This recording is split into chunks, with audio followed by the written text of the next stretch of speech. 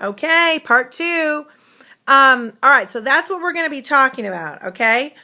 What happened was we fought the Civil War. The Southern Democrats seceded from the Union. The Northern, think of the Southern states. The Northern Democrats stayed in. They didn't like it, but they stayed in. And the Republicans were fighting they were abolitionists. They wanted slavery to end. So we're fighting the Civil War. And part of the reason also for the Civil War, guys, was there was new territories opening up. And we had already established that any new territories opening up would not be slave states. And all of a sudden, the states were saying, no, we can be slave states or not slave states. And it kind of violated the whole notion of slavery was eventually going to end, because that's what the founding fathers wanted. Said, let's just kind of let it piddle itself out and end. And so it was really coming to a head, and other people wanted to be slave states. And so we're like, we had already banned the importing of slaves. The slave trade had already been ended. And so we thought, well, it'll pitter out, but it wasn't. And so that was kind of all breeding ground for the Civil War. I'm trying not to squint. My sister said, I can't see your eyes. I'm always squinting. All right, so the 13th Amendment abolished slavery. So after Abraham Lincoln got the 13th Amendment, we abolished slavery. The South now, let me go to my little diagram, the Southern Democrats, who were not in the Union at the time, okay? So when we voted for the 13th Amendment, let's see, all of the Republicans, and they had 23% of the Democrats that were left. So they had no Southern Democrats voting for it. But of the Northern Democrats, the few Northern Democrats that were left, 23% of them voted for, so it didn't come out to that many people, but a few of the people voted for slavery to end too. 100% of all the Republicans, and slavery ended. The 13th Amendment was passed, okay? Well, then the Southern Democrats come back into the Union. So now they're part of the United States. They couldn't vote on that because they were not part of the United States. Yay. Okay? So they come back into the Union, and they don't like it. That blacks now cannot be in slavery. Slavery's ended. So they're coming up with all these things that they can do to make slaves. Well, technically, there's no slavery, but they're not giving them any rights, okay? And that's what is on your sheet. So when it says number 2, it says how many Republicans voted for the 13th Amendment? All, 100% is the answer. How many Democrats voted for it? 23%. So of the few Democrats that were left, the Northern Democrats, 23%. Total Democrats, it probably was very small, okay? And then number 3, Southern Democrats who stated in their own secession documents that they were pro-slavery called what? The cornerstone of the Confederacy. I already went over that. Do you guys remember? Yeah, slavery, the cornerstone of the Confederacy. So the answer is slavery. All right, number 4, since the 13th Amendment already abolished slavery, why was the 14th Amendment passed and even necessary? Okay, so what happened was the 14th Amendment came about because all the Democrats, or most of the Democrats, Southern and Northern Democrats, they did not want the freed slaves to be citizens in those states. So Democratic-controlled states like North Carolina, South Carolina, they would not let them become citizens. So they wouldn't have any rights. They wouldn't have property rights. They wouldn't have any rights. So the 14th Amendment said that a freed slave is a citizen in the state in which he lives. So it was just basically restating there's no slavery, but what would seem obvious to most people, we had to restate.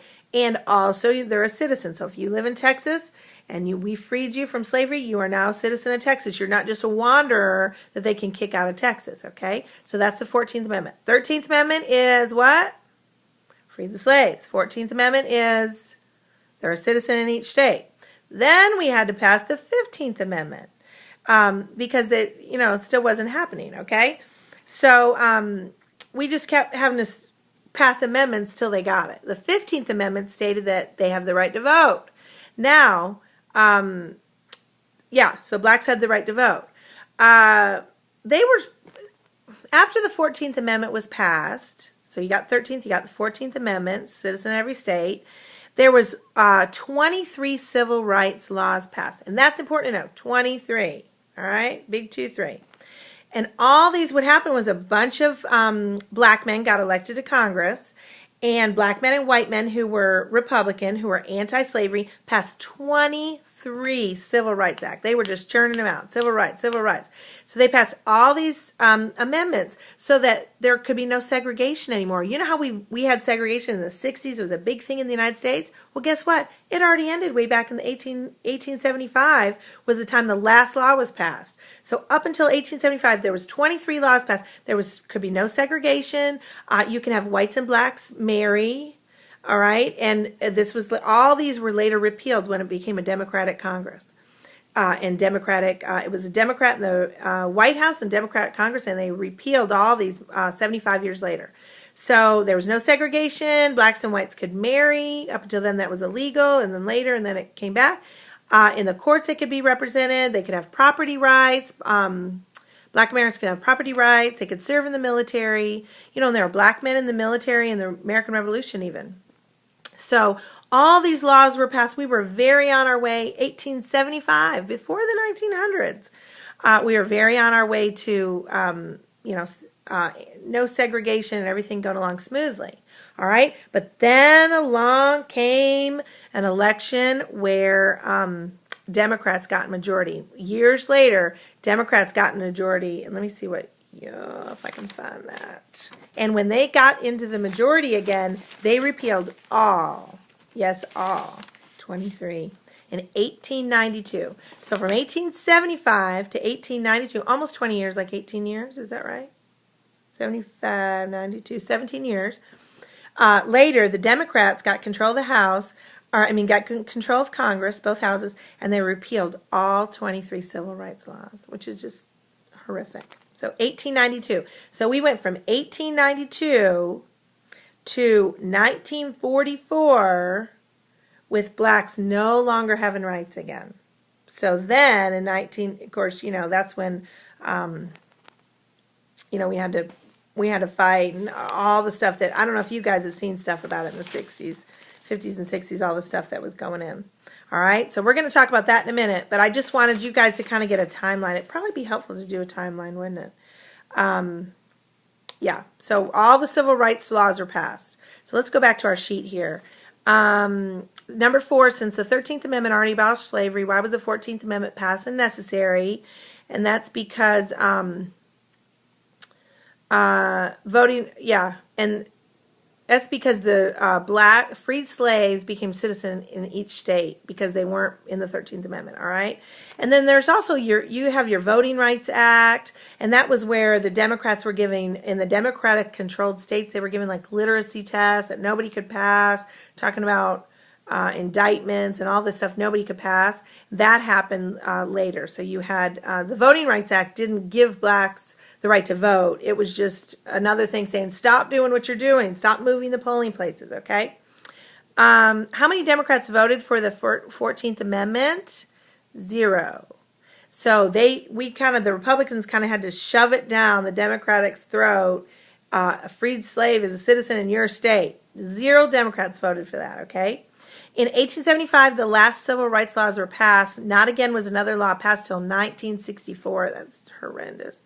In fact, all the laws were repealed and blacks were drummed out of office by a Democratic-controlled government. So there was many black men in office. They were in Congress. They were in the Senate.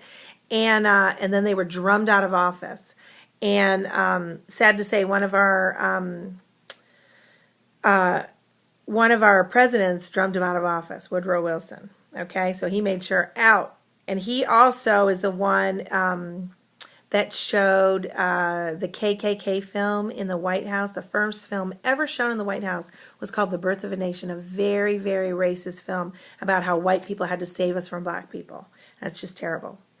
All right, I'm sorry, I skipped down. How many civil rights laws have been passed by 1875? 23, good. Number 7, the KKK was an offshoot of what political party? The Democrats, good. Number 8, then I'll have to go to part 3. Who did Teddy Roosevelt invite to the White House that made Democrats and white racists very upset? He invited Booker T. Washington to the White House. He became his advisor. And it made white racists and Democrats very upset when that happened. All right, continue on part 3.